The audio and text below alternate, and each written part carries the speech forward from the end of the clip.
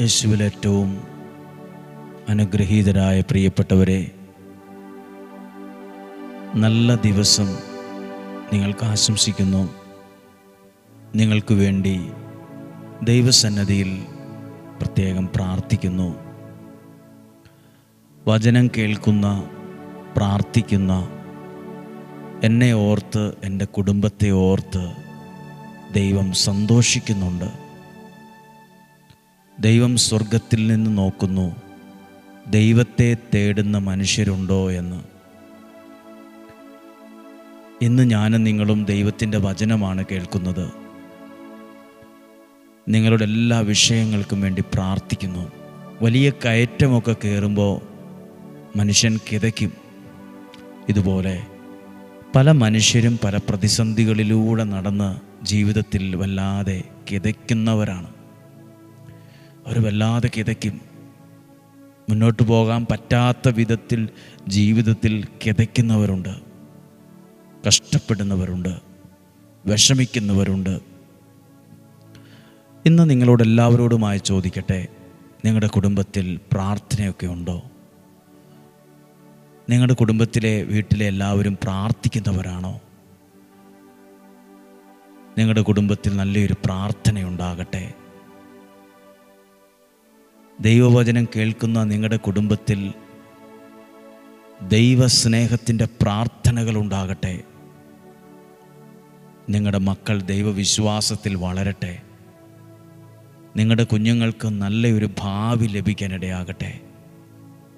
സമാധാനമുള്ള, സ്വസ്ഥതയുള്ളൊരു ജീവിതം, ദൈവാനുഗ്രഹത്തിൽ ജീവിക്കാൻ ഇടയാകട്ടെ. ഇന്ന് നിങ്ങൾക്ക് വേണ്ടി പ്രാർത്ഥിക്കുന്നു. നിങ്ങളെ ദൈവകരങ്ങളിൽ, ദൈവത്തിൻ്റെ തൃക്കരങ്ങളിൽ ഏൽപ്പിച്ചു കൊടുത്ത് പ്രാർത്ഥിക്കുന്നു.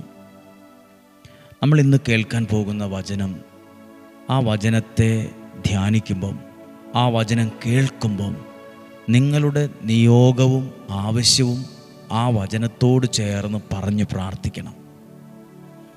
അവിടെയാണ് ദൈവപ്രവൃത്തി ആരംഭിക്കുന്നത്.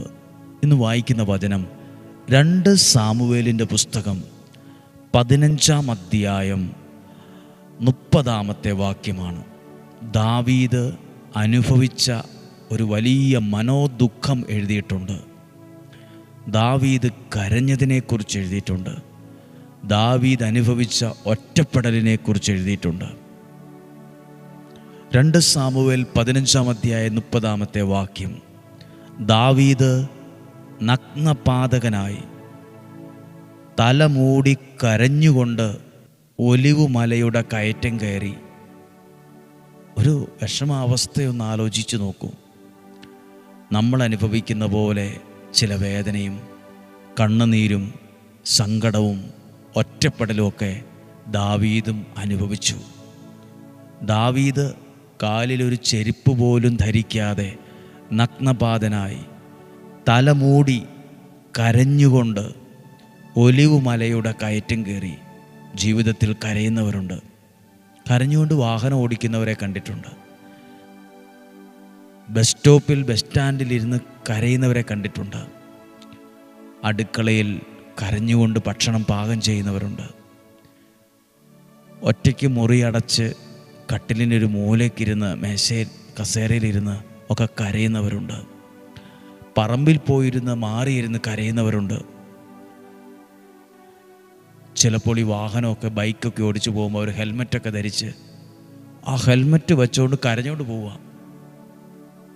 ഹെൽമെറ്റ് വെച്ച് കരഞ്ഞ് വണ്ടി ഓടിക്കുന്നവർ, കരഞ്ഞ് ഭക്ഷണം പാകം ചെയ്യുന്നവർ, മനസ്സുകൊണ്ട് കരഞ്ഞുകൊണ്ട് ജോലി ചെയ്യുന്നവർ. ദാവീദ് കരഞ്ഞുകൊണ്ട് ഒലിവ് മലയുടെ കയറ്റം കയറി. അവനോട് കൂടെയുള്ളവരെല്ലാം തല മൂടിയിരുന്നു. അവരും കരഞ്ഞുകൊണ്ട് അവനെ പിന്തുടർന്നു. അഹീതോഫെലും അബ്സലോമിൻ്റെ ഗൂഢാലോചനയിൽ ചേർന്നെന്നറിഞ്ഞപ്പോൾ ദാവീദ് പ്രാർത്ഥിച്ചു. പലരും ഈ ഗൂഢാലോചനയിൽ ചേർന്ന് ദാവീദിനോടെതിരായി എന്നൊക്കെ അറിഞ്ഞപ്പോൾ ദാവീദ് പ്രാർത്ഥിച്ചു. വാശി കാണിച്ചു എന്നല്ല, ഉപദ്രവിച്ചു എന്നല്ല, ആക്രമിച്ചു എന്നല്ല, പ്രാർത്ഥിച്ചു എന്നാണ്. ചില വിഷമങ്ങളിൽ, ചില ഒറ്റപ്പെടലിൽ ചിലർ നമുക്കെതിരെ സംസാരിക്കുമ്പോൾ, പറയുമ്പോൾ നമ്മൾ പ്രതികരിക്കുകയല്ല, നമ്മൾ ദൈവസന്നിധിയിൽ പ്രാർത്ഥിച്ചു. കർത്താവേ, അഹീയോടും അവരുടെ ആലോചനകളും വ്യർത്ഥമാക്കണമേ. പ്രാർത്ഥിച്ചു. പ്രശ്നങ്ങൾ കരഞ്ഞുകൊണ്ട് ഒലിവുമല കയറിയപ്പം, പലതരത്തിൽ വേദന അനുഭവിച്ചപ്പം, ഒറ്റപ്പെട്ടപ്പോൾ, പലരും തനിക്കെതിരെ ഗൂഢാലോചന നടത്തുന്നുവെന്ന് അറിഞ്ഞപ്പം, അവരും എന്നോട് അങ്ങനെയൊക്കെ ചെയ്തല്ലോ, അവരും എന്നോട് അങ്ങനെയൊക്കെയാണല്ലോ ചെയ്തത്, കൂടെ നിന്നോണ്ട് ഈ പണിയാണല്ലോ ചെയ്തത് എന്നൊക്കെ അറിഞ്ഞപ്പോഴും പ്രാർത്ഥിച്ചു എന്ന വാക്കുണ്ട്. നിങ്ങളും വിഷമത്തിലൂടെ, വേദനയിലൂടെ, കണ്ണുനീരിലൂടെയൊക്കെ കടന്നു പോകുന്ന സമയമാണോ? ശപിക്കാതെ, ഭ്രാകാതെ മനസ്സുകൊണ്ട് പ്രാർത്ഥിക്കുക. ദൈവത്തോട് പ്രാർത്ഥിക്കുക. ഉള്ളൊരുകി പ്രാർത്ഥിക്കുക. പ്രാർത്ഥിച്ചപ്പോൾ ദൈവവചനത്തിൽ എഴുതിയിട്ടുണ്ട്, 2 സാമുവേലിൻ്റെ പുസ്തകം 22-ാം അധ്യായം 21-22 വാക്യങ്ങൾ. ഇങ്ങനെയൊക്കെ ജീവിതത്തിലുണ്ടായപ്പോഴേ പകരത്തിന് പകരം ചെയ്യാതെ, വാശിക്ക് വാശി ചെയ്യാതെ, ദേഷ്യത്തിന് ദേഷ്യം ചെയ്യാതെ പ്രാർത്ഥിച്ചപ്പം എന്താ ദൈവം പ്രാർത്ഥിച്ച ദാവീദിനോട് ദൈവം എന്നാ ചെയ്തത്?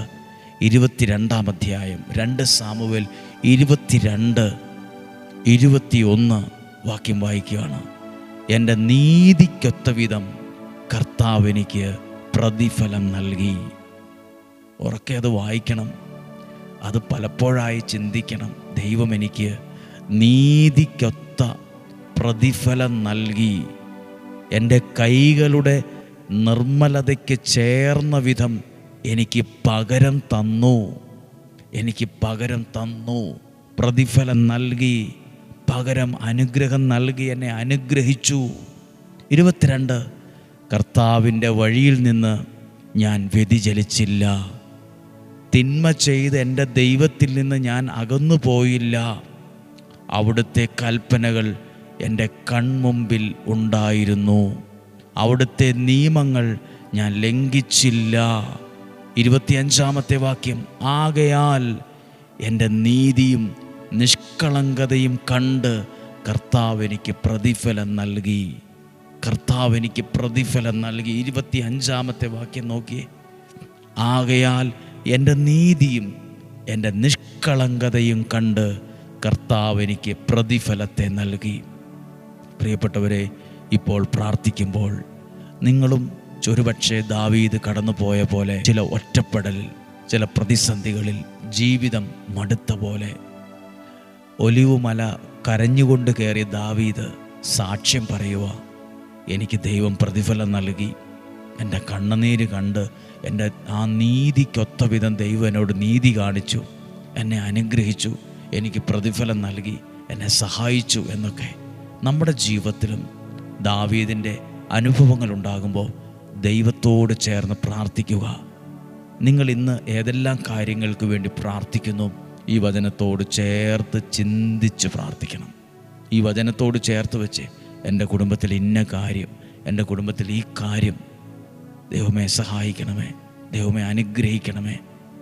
കണ്ണുനീരിന് പകരം പ്രതിഫലം നൽകുന്ന, നീതിക്കൊത്ത വിധം നമ്മളോട് പെരുമാറുന്ന ഒരു നല്ല ദൈവം നമുക്കുണ്ട്. പ്രാർത്ഥിക്കാൻ പോവാണ്.